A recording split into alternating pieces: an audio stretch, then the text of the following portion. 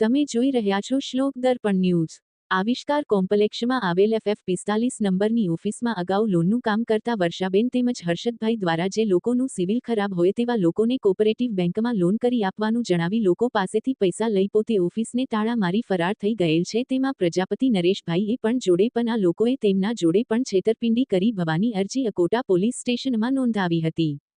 10મા મહિનામાં જેની લોકો દ્વારા અકોટા પોલીસ સ્ટેશનમાં અનેક ફરિયાદો આવી છે છતાં પણ પોલીસ દ્વારા એકતરફે કાર્યવાહી કરવામાં આવે છે। આ લોકો દ્વારા ઘણા લોકો સાથે છેતરપિંડી કરવામાં આવેલ છે તેમજ વિશ્વાસઘાત પણ કરેલ છે છતાં પણ પોલીસ તંત્ર દ્વારા કોઈ યોગ્ય કાર્યવાહી કરવામાં આવતી નથી। હાલ પોલીસ તંત્ર દ્વારા તુચકો તેરા પણ કાર્યક્રમ હેઠળ પ્રજાજનમાં ભરોસો તેમજ વિશ્વાસ આવે તેવી કાર્યવાહી કરી રહી છે। ત્યારે જોવું એ રહ્યું કે જે લોકોએ પૈસા ગુમાવ્યા છે તેઓને પોલીસ પરત અપાવે છે કે નહીં। હાલ ઘણા લોકો આજે રૂપિયા લઈને હર્ષદભાઈને તેમજ વર્ષાબેનને આપેલ હોય તેમ છતાં પણ તેઓને કોઓપરેટિવ બેંકમાં લોન ન કરી આપી લોકો સાથે વિશ્વાસઘાત તેમજ છેતરપિંડી કરવામાં આવેલ છે તેમજ તેની ફરિયાદ અકોટા પોલીસ સ્ટેશનમાં આપે ત્યારે પોલીસનું હંમેશા એક તરફ વલણ હોય છે। ત્યારે હાલ જે લોકોએ રૂપિયા ગુમાવ્યા છે તેઓ પોલીસ પ્રત્યે એકતરફી નારાજગી વ્યક્ત કરી રહ્યા છે। હાલમાં પોલીસ દ્વારા પહેલા તુચકો અર્પણ કાર્યક્રમ કરી રહી છે ત્યારે પ્રજાજનો ન્યાયની આશાએ દમ તોડી રહ્યા છે। ત્યારે પ્રજાજનો દ્વારા ઘણી ફરિયાદ પોલીસ સ્ટેશનમાં કરવામાં આવેલ છે ત્યારે પોલીસ દ્વારા કોઈપણ પ્રકારના અટકાયતી પગલાં ભરવામાં આવેલ નથી। હવે જોવું એ રહ્યો કે પોલીસ દ્વારા તુજે તેરા કાર્યક્રમ હેઠળ પરત રૂપિયા અપાવે છે કે નહીં।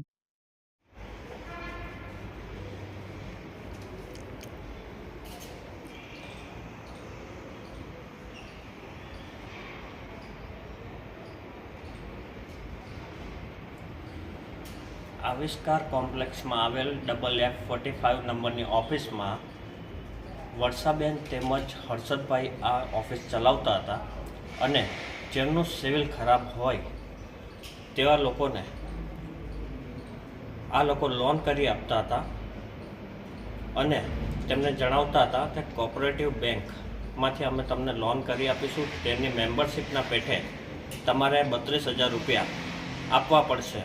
તે 32,000 રૂપિયા લીધા પછી લોકોને લોન કરાવી આપેલ નથી અને લોકોના રૂપિયા લઈ લીધેલ છે અને પરત પણ કરતા નથી, જેની ફરિયાદ અમે અકોટા પોલીસ સ્ટેશનમાં જ્યારે કરીએ છીએ ત્યારે પોલીસ તંત્ર દ્વારા એકતરફી કાર્યવાહી કરવામાં આવે છે અને સમાધાન કરી દેવામાં આવે છે।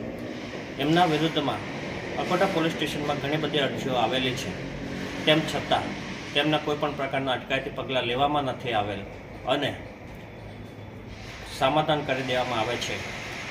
ત્યારે હાલ પ્રજામાં ભરોસો અને વિશ્વાસ આવે તે રીતે પોલીસ તંત્ર દ્વારા એક મુહિમ જે તેરા તુચકો અર્પણ હેઠળ લોકો જે પણ રૂપિયા અથવા કોઈ પણ મિલકત ગુમાવી હોય તેમને પરત અપાવે છે।